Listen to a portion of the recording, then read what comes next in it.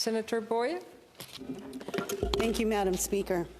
Honourable Senators, I join you today to speak on Senator Boniface's inquiry number 10, calling the attention of the Senate to intimate partner violence, especially in rural areas across Canada, in response to the coroner's inquest conducted in Renfrew County, Ontario.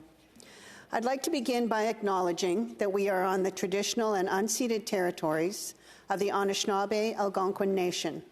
The people of these nations are the original stewards of the land, and it's important to show our humility, gratefulness, and respect for their stewardship by acknowledging them and thanking them.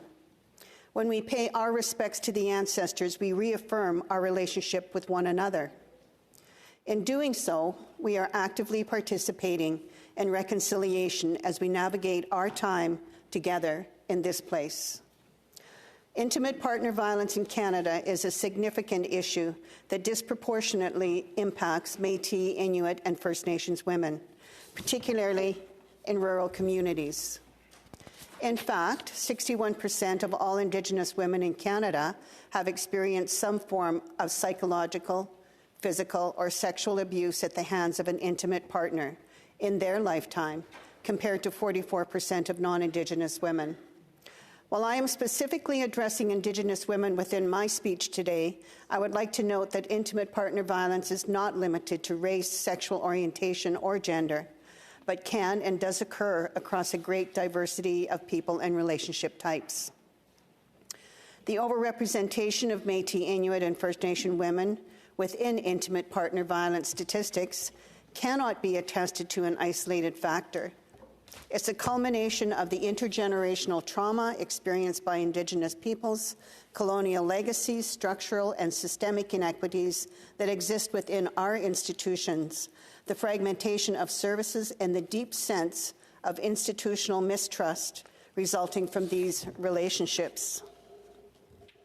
One of the prominent factors relating to Indigenous women and intimate partner violence I'd like to highlight is remoteness. The geographic isolation of many Indigenous communities has exacerbated the violent experiences many Indigenous women face. In rural Indigenous communities, police report intimate partner violence instances are 10 times higher than those reported in non-Indigenous areas, and this is a staggering difference.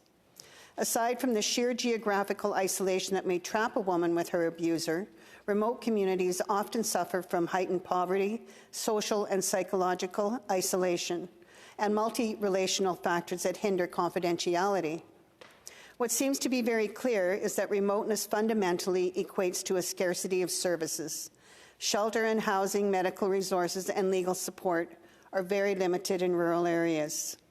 The fragmentation of these services across provinces and the discrepancies between federal and provincial services and eligibility issues often deter Métis, Inuit, and First Nations women from seeking support, and when they do, it's extremely difficult to attain meaningful assistance.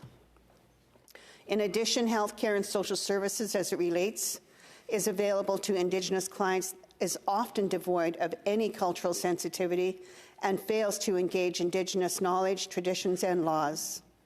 The engagement of traditional practices and cultural knowledge and values is essential to both accessibility, healing, and program efficacy. Culturally safe services are essential to combating intimate partner violence, and while there is a great deal of work to be done, I'm hopeful today to share with you some of the important developments made by some Métis, Inuit, and First Nation groups across the country. Organizations such as Bindigan, associated with the Anishinaabe Women's Crisis Home and Family Healing Agency in Thunder Bay, is one of the many Indigenous-run crisis centres that provides a plethora of services to Indigenous women experiencing intimate partner violence. What I believe Bindigan has been recognized is that service fragmentation is a key deterrent for Indigenous women seeking support. They provide crisis homes, transitional housing, counseling, support for children, prenatal care, family support, court support, and addiction services, all with cultural and traditional knowledge at the very center of the service provision. Other Indigenous-led organizations, such as Warriors Against Violence in British Columbia, are developing a unique approach to addressing intimate partner violence. Warriors Against Violence prioritizes the principles of restorative justice and reintegration and understands the prevalence of Indigenous partner violence within Indigenous communities, and that it stems directly from a loss of community and values that have eroded throughout time. Warriors Against Violence works to help Indigenous families unlearn abusive and violent behaviors and reclaim traditional values of equality, honor, and respect. Using traditional teachings such as the Circle of Life at the center of their prevention program, Warriors Against Violence operates with the guiding principles that the best way to end intimate partner and family violence is to help men heal and break that cycle and the patterns of abuse. Their prevention program includes elders, life-givers, men, and youth. The Red Path Living Without Violence treatment program is located in Peterborough, and it serves 400 to 700 people a year. It was developed in 2003 to begin to break down the persistent patterns of family violence and abuse, including both physical and sexual abuse, which in most Indigenous communities has never been systemically acknowledged and resolved. Over the years, the program has grown and is now offered at dozens of locations across Canada, and it makes a difference with every person that participates. Red Path is an Indigenous-specific model that was first developed as an emotion management program and was initially piloted and delivered within the federal penitentiaries. As a result of its great success, the model was then developed into an addictions treatment program, pre-employment program, and living without violence, which can be used with abusers and with those being abused. The underlying model in all the programs teaches facilitators and frontline workers the crucial importance of emotional health. The Red Path program is integrated into existing health and wellness programs to ensure their effectiveness and success. This program is based on an Indigenous holistic approach to healing and self-wellness to address the physical, emotional, psychological, and spiritual aspects of the participants.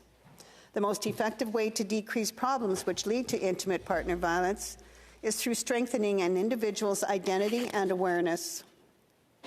The core element of the intervention is to skillfully deliver tools in a group setting to provide participants with knowledge and awareness that all events and behaviors are interconnected with the past, present, and future. These key concepts used to facilitate action and change are identification, communication, reflection, and experience of emotions.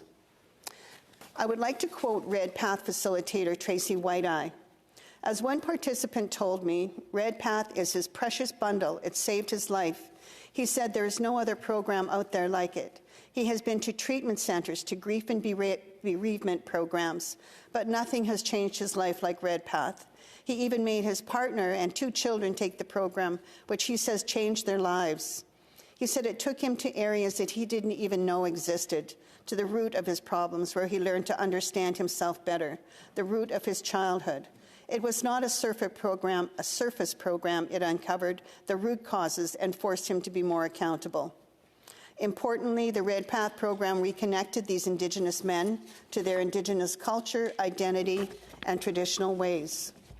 This helped re-recognize the importance of their roles and responsibility to the family system as protectors and providers.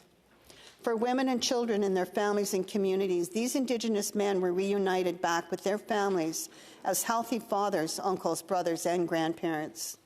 The Red Path framework helped them in their ongoing healing and wellness in their continuum plan of care. Although these are just a few programs that are seeing success addressing intimate partner violence, there are many more across the country that must be recognized and thanked for their good work.